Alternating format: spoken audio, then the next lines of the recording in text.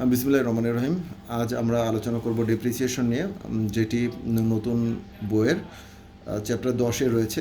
তাহলে আমরা যদি ডেপ্রিসিয়েশন সংজ্ঞাটা আলোচনা করি, depreciation the systematic allocation of the cost of an asset.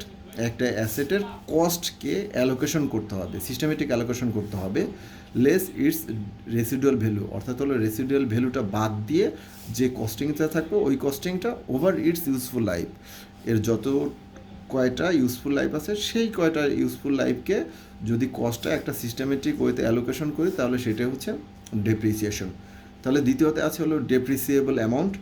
Depreciable amount যদি আমরা বের করতে চাই তাহলে এই যে কস্ট থাকবে, এই অ্যাসেটের যে কস্ট থাকবে সেই কস্ট থেকে রেসিডুয়াল ভ্যালু, এখানে যেটা বলা আছে সংজ্ঞা বলা আছে, কস্ট থেকে রেসিডুয়াল ভ্যালু বাদ দিলে ডেপ্রিসিয়েবল অ্যামাউন্ট বের হয়ে যাবে। এরপর আছে হলো ক্যারিং অ্যামাউন্ট। ক্যারিং অ্যামাউন্টটা হচ্ছে কস্ট লেস অ্যাকুমুলেটেড ডেপ্রিসিয়েশন। তাহলে অ্যাকুমুলেটেড ডেপ্রিসিয়েশন হলো প্রত্যেক বছর আমি যে ডেপ্রিসিয়েশনগুলো কাটবো ওই ডেপ্রিসিয়েশনগুলো যোগ করতে করতে যে ডেপ্রিসিয়েশন আসবে সেটা হলো অ্যাকুমুলেটেড ডেপ্রিসিয়েশন।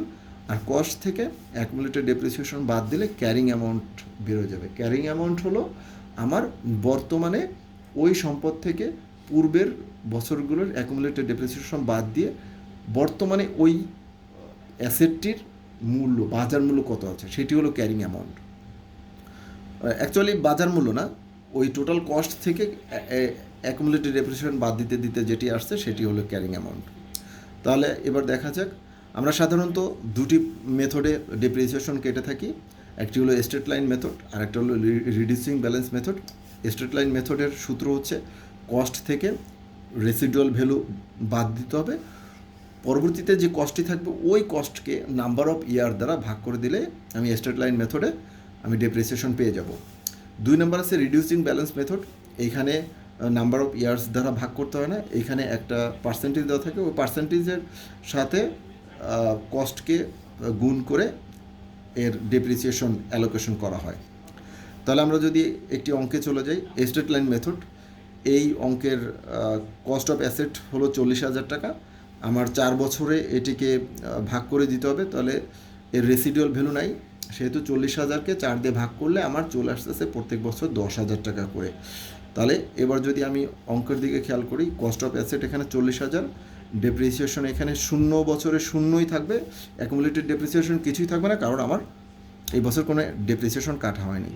আর ক্যারিং অ্যামাউন্ট কত থাকবে, তাহলে এই যে কস্ট আছে 40,000, কস্ট থেকে অ্যাকুমুলেটেড ডেপ্রিসিয়েশনটা বাদ দিতে হবে, যেটা থাকবে সেটা হলো আমার ক্যারিং অ্যামাউন্ট। কিন্তু এখানে আমার অ্যাকুমুলেটেড ডেপ্রিসিয়েশন নাই, এর জন্য ক্যারিং অ্যামাউন্ট আমার 40,000 টাকায় থেকে যাবে। এরপর হলো আমি প্রথম বছর চলে যাই, প্রথম বছর আমার প্রথম বছর শেষে আমার ডেপ্রিসিয়েশন আসছে 10,000 টাকা, আমার অ্যাকুমুলেটেড ডেপ্রিসিয়েশন 10,000 টাকা হবে। তাহলে ক্যারিং অ্যামাউন্ট আমার কত হবে? ক্যারিং অ্যামাউন্ট হবে হলো আমার কস্ট থেকে অ্যাকুমুলেটেড ডেপ্রিসিয়েশন বাদ দিলাম, তাহলে আমার থাকবে হলো যেটা অ্যামাউন্ট থাকবে সেটা হলো আমার ক্যারিং অ্যামাউন্ট। তাহলে এখানে 40,000 থেকে 10,000 গেলে ক্যারিং অ্যামাউন্ট 30,000। এইভাবে দ্বিতীয় বছরে অ্যাকুমুলেটেড ডেপ্রিসিয়েশন এই 10,000 টাকা, এই গত বছর 10,000 টাকা, টোটাল অ্যাকুমুলেটেড ডেপ্রিসিয়েশন 20,000 টাকা। ক্যারিং অ্যামাউন্ট কত হবে? আমার 40,000 টাকা থেকে 20,000 টাকা বাদ দিলে 20,000 টাকা থাকবে। এইভাবে স্ট্রেট লাইন মেথডে আমার ডেপ্রিসিয়েশনটা কেটে নিতে হবে। রিডিউসিং ব্যালেন্স মেথড, এবার আমি চলে যাই। রিডিউসিং ব্যালেন্স মেথড অনেকে একটু কঠিন বলে, তবে একটু হিসাব করলে আসলে ওইভাবে কঠিন নয়। এখানে কস্ট অফ অ্যাসেট 17,000 টাকা, যার প্রত্যেক বছর 35% করে রিডিউস করে দিতে হবে। তাহলে আমি যদি প্রথম বছর ডেপ্রিসিয়েশন কাটি 17,000 থেকে 35% কাটলে আমার প্রথম বছর ডেপ্রিসিয়েশন আসছে 5,950 টাকা, অ্যাকুমুলেটেড ডেপ্রিসিয়েশন একই আসবে। ক্যারিং অ্যামাউন্ট তাহলে কত হবে? ক্যারিং অ্যামাউন্ট সে একই, কস্ট থেকে অ্যাকুমুলেটেড ডেপ্রিসিয়েশনটা বাদ দিলে যেটা আসবে সেটা হলো ক্যারিং অ্যামাউন্ট। এখন দ্বিতীয় বছরে আমার প্রথম বছরের কস্ট ছিল 17,000, কিন্তু দ্বিতীয় বছরের কস্ট এই ক্যারিং অ্যামাউন্টটা এখানে কস্টিংয়ে চলে আসবে, কারণ আমি রিডিউসিং ব্যালেন্স মেথড করতেছি, অর্থাৎ হলো প্রতি বছর আমার কস্টিংটা রিডিউস হতে থাকবে। তাহলে এই 11,050 টাকার উপর 35% কাটলে আমার ডেপ্রিসিয়েশন আসছে 3,868 টাকা। আর অ্যাকুমুলেটেড ডেপ্রিসিয়েশন গত বছর ছিল 5,950, এর সাথে 3,868 টাকা যোগ করলে আমার অ্যাকুমুলেটেড ডেপ্রিসিয়েশন আসতেছে 9,818 টাকা। এখন তাহলে আমার ক্যারিং অ্যামাউন্ট কত আসবে? সাধারণত আমরা এই বছরের কস্টিং থেকে এই বছরের অ্যাকুমুলেটেড ডেপ্রিসিয়েশন বাদ দিলে আমি ক্যারিং অ্যামাউন্ট পাই। এক প্রকার রিডিউসিং ব্যালেন্স মেথডও কিন্তু সেম, যে আমি অ্যাকুমুলেটেড ডেপ্রিসিয়েশন বাদ দিব, তবে এই যে প্রথম বছরের যে কস্টিং, এই প্রথম বছরের কস্টিং থেকে আমি অ্যাকুমুলেটেড ডেপ্রিসিয়েশনগুলো বাদ দিলেই ক্যারিং অ্যামাউন্ট পাবো। এখন আর একটা কথা হচ্ছে যে রিডিউসিং ব্যালেন্স মেথডে আমার সহজে বের করার সিস্টেম হলো, এটা যদি 35% হয় তাহলে 17,000-এ 65% দিলে আমি ক্যারিং অ্যামাউন্টটা পেয়ে যাব এবং 17,000-এ 65% ইন্টু 65% দুইবার গুণ করলে আমি দ্বিতীয় বছরে ক্যারিং অ্যামাউন্ট পাবো। সুতরাং এইভাবে আমি প্রত্যেক বছরের ডেপ্রিসিয়েশনও বের করতে পারি। সেক্ষেত্রে আমাকে করতে হবে, এই যে যদি আমি চতুর্থ বছরের ডেপ্রিসিয়েশন 1,634 টাকা বের করতে চাই, তাহলে আমার করতে হবে 17,000 গুণ 65.65 তিনবার 0.65 গুণ করলে আমি ক্যারিং অ্যামাউন্ট পেয়ে যাচ্ছি 4,668 টাকা। এখন আবার যদি আমি 17,000-এ 0.65 চারবার দিয়ে গুণ করি, তাহলে আমার ক্যারিং অ্যামাউন্ট 3,034 টাকা আসতেছে। তাহলে এটা থেকে এটা বাদ দিলে আমার চলে আসতেছে, আমি এই ডেপ্রিসিয়েশনটা বের করতে পারবো। সুতরাং খুব সহজে এই নিয়মে ডেপ্রিসিয়েশনটা বের করা যায়।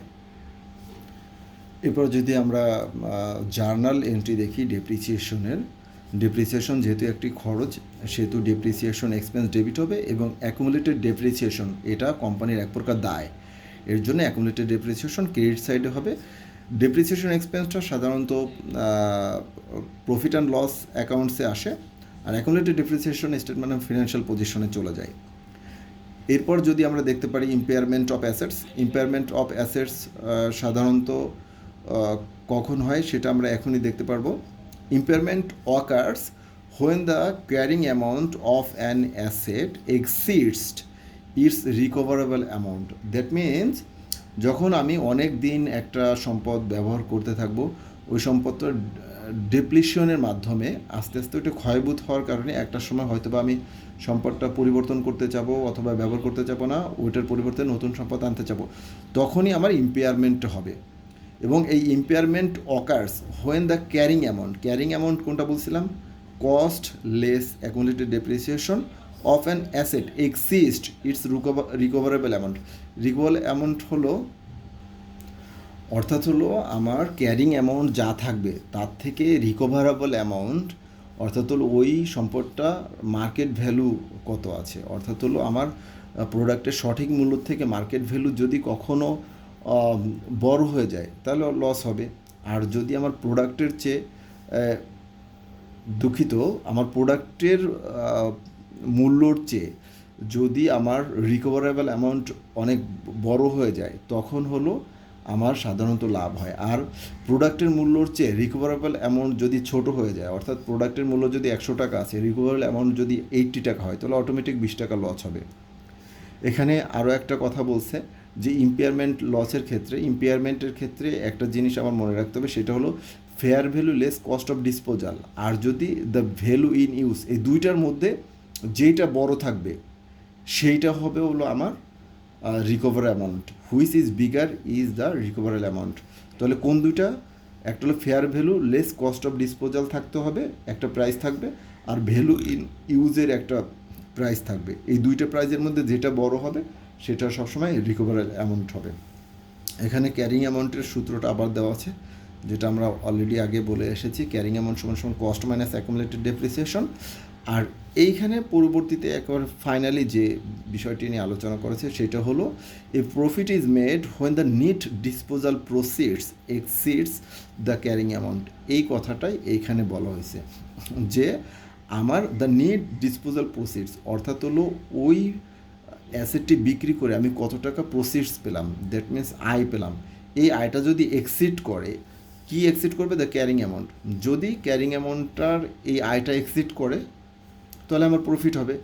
আর যদি ডিসপোজাল প্রসিডস এই ক্যারিং অ্যামাউন্ট এক্সিড না করে, ক্যারিং অ্যামাউন্ট যদি বড় হয়ে যায়, তাহলে আমার লস হবে। এইটাই স্বাভাবিক। এটাই ছিল সংক্ষেপে আমাদের ডেপ্রিসিয়েশন আলোচনা।